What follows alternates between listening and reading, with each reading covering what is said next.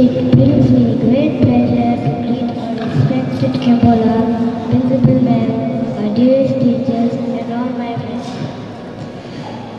A very warm welcome, especially to our dear Lamas and Anilas from Sakya Center, Sakya School, and Sakya Dalai. It is wonderful that you all are here today, and I am very happy to see you. I'd like to express my sincere appreciation to Sakya Center and Sakya Academy staff for helping to bring us all together on this precious occasion, and I pray from my heart that you all stay healthy and happy and that you will be blessed by our gurus.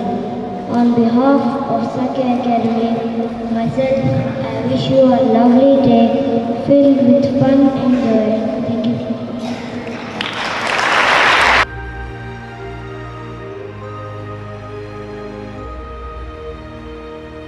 And let's give them a big round of applause to welcome them.